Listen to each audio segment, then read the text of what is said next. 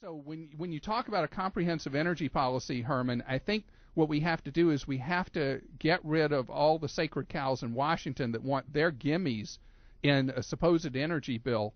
Yes. Instead, lower tax rates on business to 0%.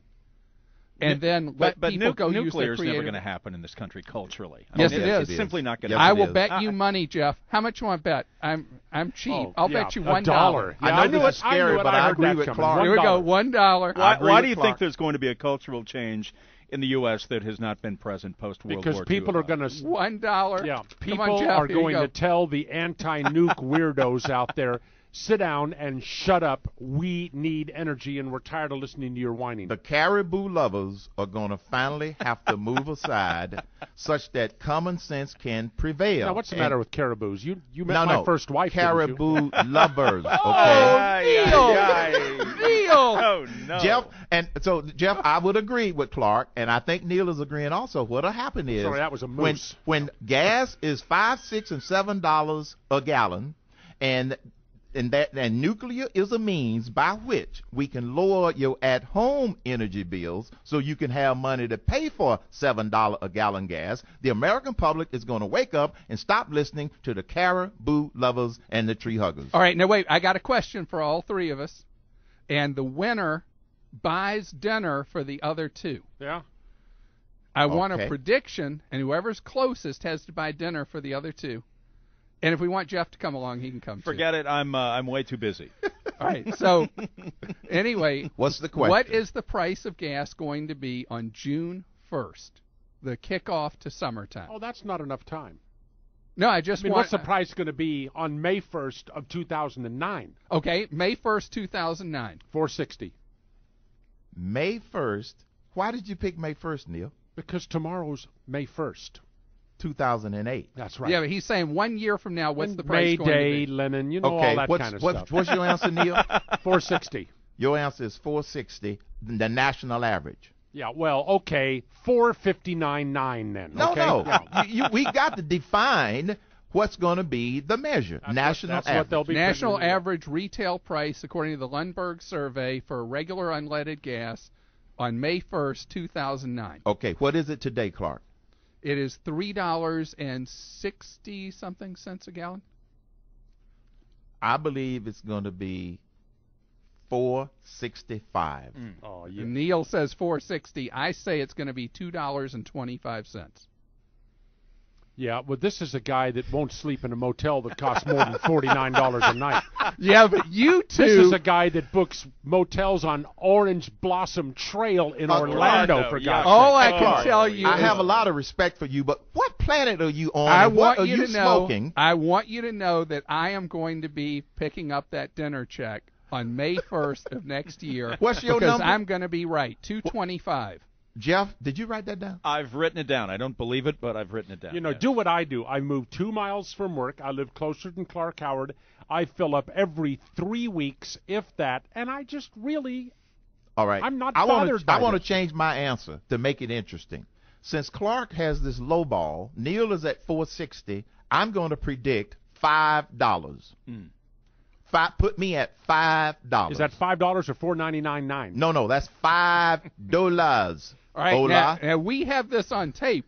So, you know, a year from now when Neal tries to claim that he guessed $2.25, no, we're going to have proof that I was right, that it's going to be $2.25. All right, let me take you beyond gas now. Let's go on to food prices here as we begin to... what do you mean we begin? They told me I was going to be here 15 minutes. How about last one, and then we wrap it up here. Food prices, something that we Americans have never really had to think about. It's been an issue in our lives that we have taken for granted, that food is fairly priced, evenly priced for the most part, and that is rapidly changing. We are not going to have a food crisis, but we are going to have rapidly escalating food prices, primarily due to, number one, the ripple effect of the price of oil, and number two, we are burning food to make ethanol, which is about one of the dumbest things that we could have started when we start paying for ethanol subsidies. Well, when we're in the middle of an obesity crisis, isn't making food more expensive a good thing? You've been listening to the Clark Howard Show, haven't you? Because I said that just yesterday, Neal. But the problem is that when the foods that are worst for your health will be the cheapest to buy out there. Well, okay, Herman. Let me put my bag of bugles away here. You know, Clark doesn't shop much. He went to a store once and got a big can of Crisco and cooked at home thinking he was going to find a whole chicken inside. Herman, because it had a picture on the outside. Yeah, because I had a picture of a chicken on the outside. Herman, something nobody's talking about with food is that But he found a use for it. we are paying, thanks, Neal, we are paying the lowest price as a percent of our income that we have ever paid since stats started being kept for Yes, food. I agree. Food has been a turbo deal for Americans, and we're getting back to more historical kinds of percent of income going to food. But the other thing here is that you can't overlook the fact that as the world has been developing in the third world countries, more and more people in third world countries are adopting Western diets. Yes. And they are becoming a demand side in the food equation that has led to some of the inflation. Now, the ethanol thing is idiotic, lame brain, dumb, payoff stuff to the farm vote in the Midwest. Which is nuts. And if we want to actually get serious about ethanol, we will make it from sugar, which is a far more efficient provider of what they're energy. doing in Brazil. Brazil is 100% energy independent. Yes. And do you know that we have punitive tariffs against efficient Brazilian sugar coming into the United States to make ethanol? It's dumb. That's why you go to zero tax on corporations, because anytime you have taxes and credits on corporations, you manipulate the free market. Yes, I agree, Clark. And this zero tax idea, I know that you haven't heard these words before. Fair tax. Don't respond. You know, we put Clark on stage at a fair tax rally, and he starts talking about the flat tax. He was having one of his $2.25. That's like taking him to a high school to talk moments about abstinence education.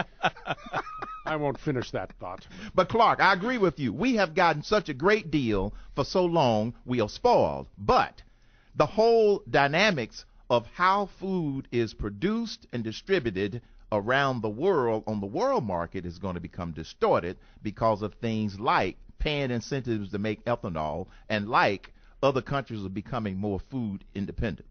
Herman, Clark, Neal, thank you very much. All three of you guys agree that the biggest problem that's Iraq has created all of this, hasn't it? We ought to just take their damn oil. Why don't we tell Iraq, pay us back with oil now? I think there's a lot of merit into that idea. Yeah. They are having their political internal squabbles when we could be getting paid back some of that money. Yeah. But Jeff, you've done a great job of air traffic controller. I've been your silent partner for the most part. Clark, Neal, I've enjoyed. We need to do this again. If we could get Neal out of his midday nap. Neal looks really excited about that.